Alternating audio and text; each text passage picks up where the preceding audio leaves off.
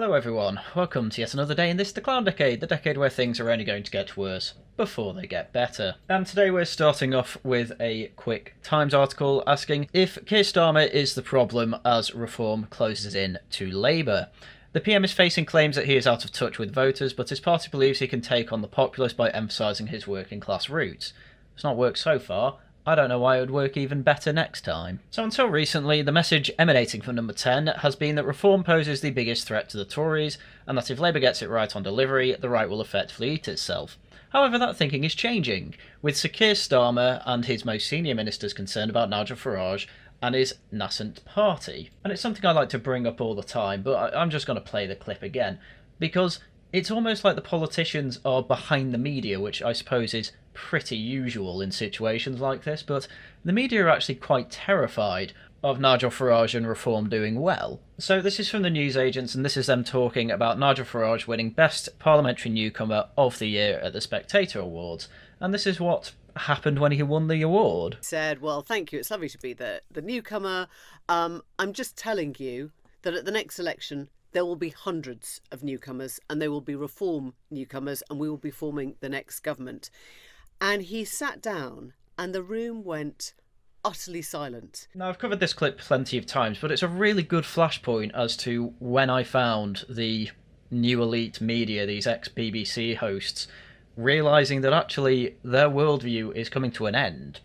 It will be Nigel Farage, hopefully, doing incredibly well at the next parliament, and if he doesn't win the next parliament, which, you know, is perfectly reasonable that he will just be in opposition, but even then, a year ago, saying reform will be in opposition would have made you look like a swivel-eyed loon.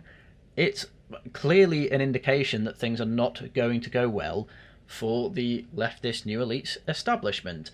The exact type that people like Emily Maitlis basically want to keep forever because it keeps her being a millionaire and celebrity. And they are scared of reform, and this is exactly what is now happening with MPs and Labour and parliamentary staffers. They're scared of reform because they have nothing to offer voters anymore. The only people they can encourage to vote for them are people they're effectively bribing through unions. Anyway, back to the article. The question of who will be the real opposition come 2029 is being asked with increased urgency in Downing Street, because indeed it could very well be Labour with a reform government. It's possible. I don't think it will happen. I'm kind of hoping it doesn't happen, because it is possible that you win too many seats in an election and it ends up pulling the rug from under you, with all the different types of scandals that you're risking, the amount of amateur politicians that you have. It's part of the reason that Boris Johnson was brought down, quite frankly. At the next election, we will be the incumbent, and some version of the populist right will be the challenger, is how Pat McFadden, the Cabinet Office Minister, will put it in a speech next week. In almost every developed country, a majority of voters think their country is heading in the wrong direction and want change. We cannot allow the battle to be between the disruptors of opposition and the disrupted of incumbency. We have to be disruptors. Yes, but the problem is you've got in and you've just put your foot down on the accelerator of what the Tories were doing anyway, and everyone still thinks that that's austerity for some reason. Anyway, it turns out that the Uniparty has kind of come to the conclusion that actually voters have just stopped listening to them, because it turns out that they are just going toward the same ends at different rates. And it's an ends that hardly anyone actually wants in the UK. Number 10 acknowledges that there is no silver bullet. There is actually, stop being socialist. However, they point to the fact that concerns of those backing reform tally with the very problems Labour is attempting to address. Cost of living. Well, I got an email the other week saying that my energy bill's going up, so good one with that. State of the NHS, where they've been running the NHS in Wales for years, ever since devolution, and it's one of the worst parts of the NHS in Britain. Immigration, well, you've just put through Parliament that illegal immigrants are able to now get an easier route to citizenship, so again, not serious. And the general state of decline, again, you've made it worse. Millionaires are leaving. That is where most of your tax revenue comes from. So no, they are not things that you are trying to address. They are things that you are making worse. The ultimate strategy is to govern away those concerns, but Labour also wants to go for the jugular with Farage. It is planning a three-pronged approach. Depicting Farage as a cheerleader for President Putin. I mean, yeah, I know most people like Ukraine, but that is just going to look a bit desperate.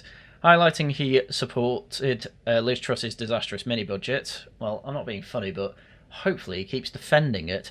I'm not being funny, but Labour come in and objectively the economy is worse than Liz Truss's. You know, he can easily make the agreement with Liz Truss that this is because of the civil service. We are going to, you know, put them in a vice and make sure they can't do anything as stupid as allow for deregulated LDI investments again. And bringing up previous comments about the role of the private sector in the NHS, yeah, well, you can just point to his contract and say, hey, look, we're going to keep the NHS free at the point of use, so don't worry about that. And I know that we'd rather have a European-style system, but you actually take a look at the contract, and that is kind of what they're moving to anyway, just probably a bit slowly. But you can't exactly say we're going to make parts of the NHS private, because people go in a tizzy over it. Labour have created several attack adverts based on this theme, and they've had absolutely no effect whatsoever, as we will go into a little bit later. But it's kind of pathetic that this is the three-pronged attack that they're going with. Oh, he likes Putin. He said in the past he's a strong leader, which, like him or not, he is. You know, Hitler was a strong leader. It doesn't mean he's good. Liz Truss's disastrous mini-budget. Well, I know I'm Liz Truss's biggest acolyte, but my God, I don't think that's going to last very long, given that Labour's record on the economy has been absolutely no better whatsoever. And private sector in the NHS, I mean, at this point, people are kind of open to alternatives to running the NHS. Rutte turning point for that too, so you never know. This might backfire and make him more popular for all I know. It's unlikely, but, you know, it's a possibility. Labour MPs will also be told to use their incumbency bias to become champions for their constituents in an effort to stave off the threat posed by reform. Amazing. Labour MPs are being told to actually deal with their constituents so that they seem like decent MPs. Amazing. By the way, the incumbency bias thing, it's not going to work, at least with my Labour MP. Every time I have contacted my Labour MP, every time it's been a really standard, sorry, this is the party line though, reply. People aren't going to like that.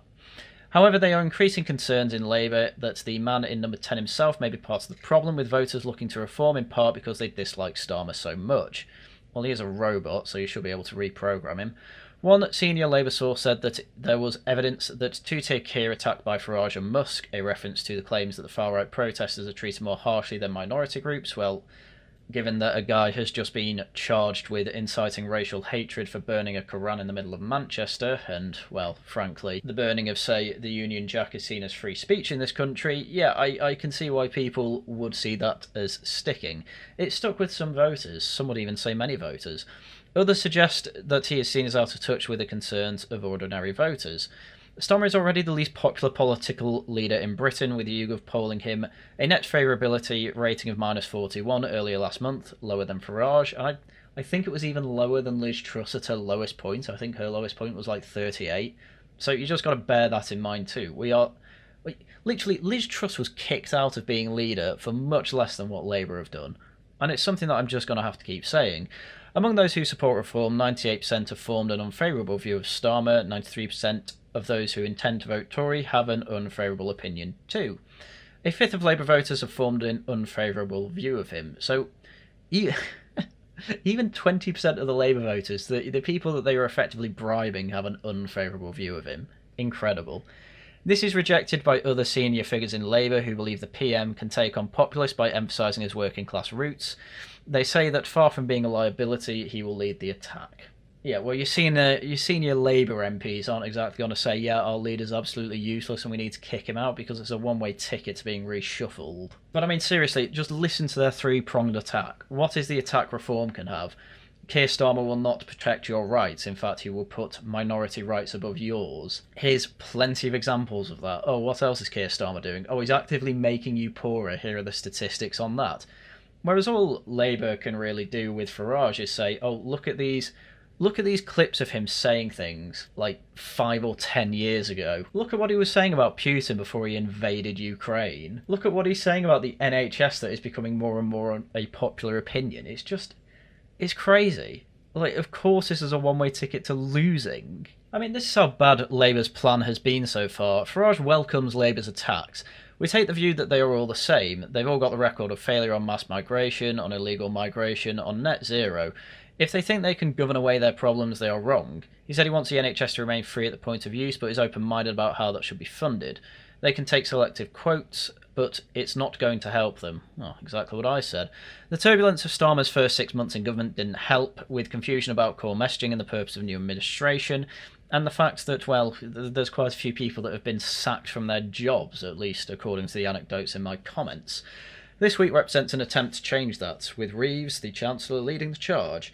She gave a speech which, in contrast to the doom and gloom that dominated Labour's first 6 months in power, was almost relentlessly positive. Yeah, she was also speaking about how she was happy that AstraZeneca were looking to expand their operation into Merseyside, and then they pulled the rug on that. They were blaming the government being a bit wishy-washy with their funding for subsidies to help with that move to Merseyside for a big vaccine plant or factory or whatever to be built there, and yeah, they pulled the plug because Labour couldn't promise them the money from the sounds of it. And then Labour just said, oh, they're just profit-seeking, which, yeah, that's typically what a business does.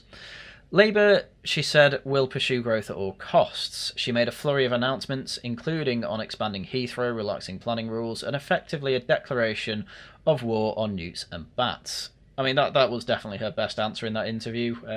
She was given a quick-fire round and asked if she prefers newts or bats, and gave the answer neither because I prefer growth. That is good rhetoric. Idiots on the left didn't understand what she was talking about, which is pretty typical, to be honest. She used an interview with the Times to suggest there could be as many as 6 interest rate cuts by the middle of next year. The Bank of England is widely expected to cut interest rates next week to stimulate the economy, which is also, in part, thanks due to Donald Trump for going absolutely nuts with tariffs and causing a bit of drop in the dollar and markets over there, so thank you, Mr. Trump. Anyway, that appears to be Labour's strategy for the next election, which I'm not being funny, but it's really funny to hear within a year of Labour getting in talks about strategising for the next election. Typically when something like this happens, you're hearing all about the policy they're bringing in, what that's going to do for you and everyone else, and how it's going to make the country better. But the news has all been so bad and they've been so bleak themselves that, as we are going to go through in a second, Reform have absolutely shot up the polls, are consistently topping them now, and when you actually take them in aggregate and weight them all, they're actually on par with Labour in terms of the vote share. Again, we'll get into this, but it just needs to be said how disastrous this government has been. I didn't think it'd be this bad. I thought it would be a pretty difficult battle for Reform to try and beat Labour, but they've screwed up so much on the economy, which I didn't think they'd do as badly with, that it's effectively making people want to vote in Reform 3 years early. Unfortunately, Labour won such a landslide, it's probably not going to happen, so we'll have to wait and see. At the very least, Reform should try and be taking the Welsh elections by storm. If they end up with a majority government in Wales, that is going to be the first foothold into managing to absolutely take over British politics and create the major vibe shift that happened with Trump's America. Anyway, the big news of the week is that Reform takes lead over Labour for the first time. A poll shows support for Nigel Farage's party is growing and the Conservatives are falling further behind. Oh, we're going to touch on the Conservatives after all this, but this is an important point. Reform are topping reliable polls. I mean, for a while they've been way up in a Find Out More poll, which does weight the statistics slightly in Reform's favour by, it'll be the way they sample and then the way that they process the statistics, but with the YouGov and Sky one, they tend to either weight it fairly or slightly to the left. It doesn't really matter. Point is that Reform are clearly trending to be winning the next election, maybe with a minority government, who knows. And it's all just, it's things I love celebrating. As I always say, Reform surge, it's happening, it's real. There's a vibe shift going on in Britain right now, and over the next 2-3 years, it's going to end up with people realising we need a massive shift away from Blairism and the continuation of the orthodoxy. Basically an awful lot of Liz Truss was saying, but I think Reform will actually deal with the whole situation better than her. Mainly because they don't have a whole party trying to drag her down. So Reform UK has overtaken Labour for the first time in a national opinion poll and has backing of almost a quarter of those who voted in Conservatives at the last election. It's not technically true that it's the first time they've topped it on a national opinion poll, however it is probably the first one that the Times sees as reliable. The YouGov survey put Nigel Farage's party on 25%, 1 point ahead of Labour and 4 points ahead of the Tories, who are at their lowest level since losing power in July. Yeah, I was of the opinion literally 2 years ago that, oh, Kemi Badenoch's going to be the next Thatcher. Then as time went on and she started actually being in the limelight an awful lot more, I started realising, oh, maybe she won't be Thatcher, but, at least she won't be bad. She'll probably keep the Conservatives afloat. Anyway, it's turned out that take's wrong too, so, I am known for my bad takes, if nothing else. The poll shows that only 6% of people who backed Labour in July would do so now, while 18% said they would either definitely or probably not support the party. In contrast, 86% of Reform supporters said that they would still back the party, and obviously they're getting an awful lot of the people who didn't vote at all. While Reform's lead is within the margin of error, the symbolism of its topping the poll will be seized on by Farage and generate further alarm among Labour and Tory strategists in the run-up to local elections in May, and that is exactly what the cope has been so far. I had a quick look on Twitter, people like David Aranovich and other people who are happy that Labour got in, they're all saying, oh, it's within margin of error. Yeah, well, the thing is that Labour's taking this very seriously, and so you should probably do that too, unless you want to just nosedive your credibility even further. So about 1 in 4, or 24% of those who voted Tory at the last election would vote Reform, while 43% of Tory supporters will be in favour of the two parties merging, with just 31% opposed. Yeah, well, sorry Tories, it's not happening. There's another thing that needs to be brought into mind here, and that's that pretty much all of the Tory support, or the vast majority of it, it's nowhere near all of it, it's mostly pensioners. Pensioners who, just to be absolutely frank with you, and I know it's morbid, but frankly, these people aren't necessarily going to survive 5 years. Some quick maths was done over in the Worcester Club Discord a few months ago, and I think we worked out that out of all the drop of Tory support at the last election, half of that drop was actually just due to people we estimate dying because they were pensioners. It's going to be way worse as time goes on, because nobody's moving over to Tory. There's barely anyone who's moving from one party to another when it goes from anyone else to Tories. It's just not really happening. Same with Labour, by the way. You're either getting left-wingers in the Tory party thinking, oh, they're going a bit too far right with Kemi Badenoch and moving to the Lib Dems, or they're moving to Reform, obviously. But the vast majority of people moving to Reform are people who didn't vote last election. And, I was almost one of those people who didn't... Well, I was nowhere near one of those people who didn't vote. But there's a few people I know who didn't vote last election who were lifelong Tory supporters. So, there you go. Farage's party also has the support of almost half of those who voted to leave the EU, as he solidifies its position as the first choice among those who backed Brexit. Well, that was always going to happen. The Tories slipped to 30% among Leave voters, which is still mad to me, with Labour on 11% and Reform with 46% of that group. Yeah, this is a thing that I need people to understand, especially the left-wingers. Brexit's kind of over. You can't really say it's a disaster. Even The Guardian have articles on how Brexit can't be described as a disaster. Nobody really cares. People understand Reform's point when they say, well, we got out of the EU so that we could put all the blame onto Parliament. Now Parliament is still screwing up and didn't fix anything we wanted them to fix, so now we're coming in to make sure we can fix it here. Clearly half the people who voted Brexit understand that.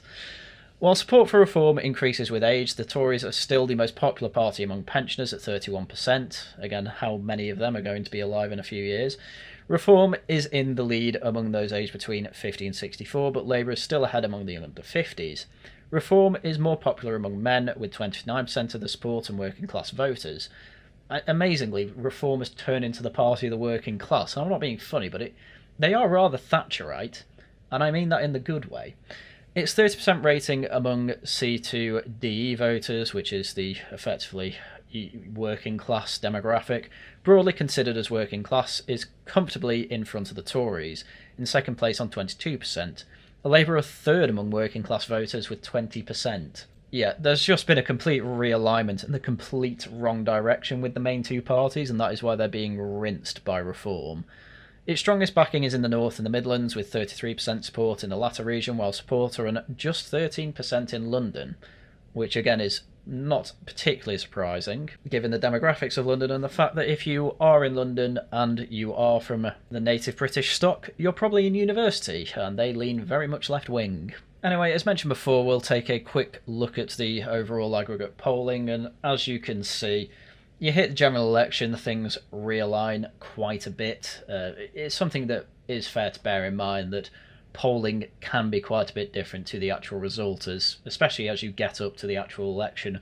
That's when normies start to actually focus in on what's going on in politics, and, well, clearly they end up changing their minds on quite a few things. But yeah, just because the trend was Tories up, Labour down, Reform down before doesn't mean it will be next time. In fact, I'm kind of predicting it will be rather the opposite. Why were people voting in Tories? Well, because they thought voting in Reform would bring in a Labour government, and that would be worse than any other scenario. Turns out they might have actually been right about that, but on the other hand, this is something that I've said should probably happen for a while anyway, and it's Labour supporters having their hand put on the stove. And I really need my brother on a live stream to really grill him on this.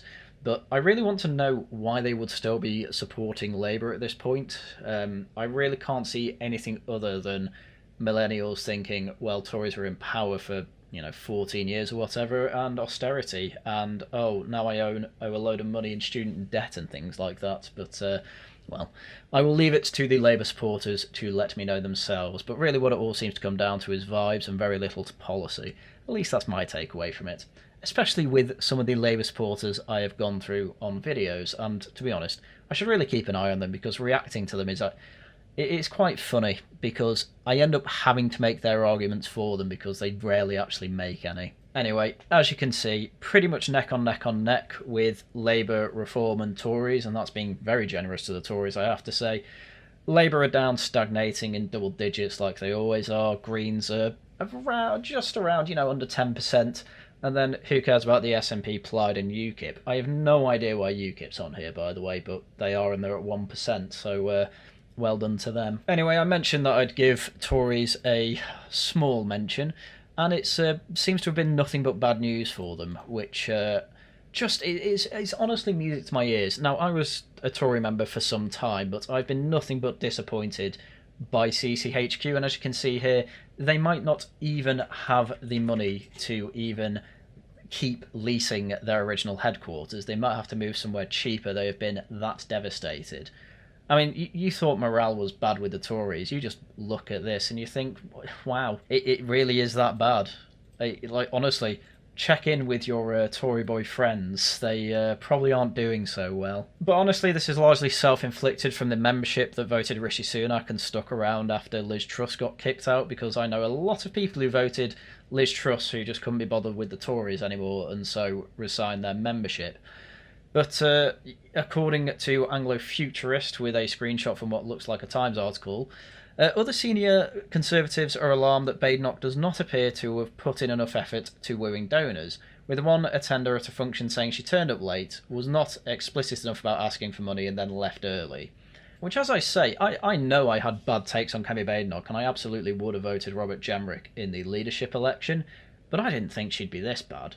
I thought she'd at least take being leader seriously, but she turns up to Parliament, poses a few questions at Keir Starmer, and, she's getting better at that, I'd say. I'd say she's doing better than she is badly in PMQs. But being Prime Minister, being leader of a party, I should say, comes with a lot more than just turning up in Parliament and asking questions. You have to keep the machine running, and she just doesn't seem to be maintaining it at all. She's more interested in playing Clash of Clans on her phone in the car for half an hour into her workday. Which there are rumours that this was the type of thing she does, but you would have thought that she'd have aides basically kicking her up the backside saying, get in there and ask for money, but apparently her aides are just terrible as well. Anyway, I was putting off doing a video like this for some time, because Reform have been up in the polls for quite a while, but I wanted to make sure it was a trend first, and I'm glad I did, because I feel so much better waiting to actually make a video where I can be relaxed and say, yeah, Reform are trending upwards, they're now in line with the governing party, they will do very well at the next election. It's gonna be crazy, I think. I mean, honestly, first past the post system is not designed to have a three-way tie like this. It's the large reason we have a two-party system, which, to be honest with you, I'm not really against, because quite clearly, things have to get bad, sure, but quite clearly, it does incentivise competition and does incentivise parties to actually try and get better at what they're doing. You look over at Europe, you're not seeing the realignment quite the same, because largely an awful lot of the countries with PR are still largely left-leaning. Big exception, obviously, is Sweden, but I'm not convinced you have such a radical shift in vibes like you do over in Britain here, but maybe that's just me showing my naivety about Europe and coping because I really like first past the post system. Because it's ours, we've had it for years, and it just makes me feel comfortable. Anyway, with that, that's everything I had for you for today, so nothing but good news, you'll be glad to hear. Right, so shield time. Tomorrow, over on the Worcester Club, we will be having a Tosh Talks about does feminism have a point? And friend of the channel, Joz, has written plenty of notes on why maybe feminism is a reasonable reaction, let's say, to the modern world. But we'll see what he has to say about that, and there will be, of course, plenty of discussion around what is being talked about, so do catch us over there. Other streams this week, not necessarily going to be any, but you might get lucky. I might do another relaxed gaming stream if you want to come along and be in the chat for that. It's always good, relaxed fun. Videos still out as and when I can make them. If you want to help out the channel though, simply subscribe, leave a comment, leave a like, tell me what you think. Those are the freest and easiest ways that you can support me. If you think I deserve a little bit more though, memberships start at £2 a month and you get full access to my back catalogue of Laughing at the Guardians, over 100 episodes there, so it's worth it. And also you can leave super chats and super thanks on the streams and all comment sections if you think I just deserve £2 for a coffee or something like that. But with that, it's everything I had for you for today. So once again, thank you very much for watching, and until next time, goodbye.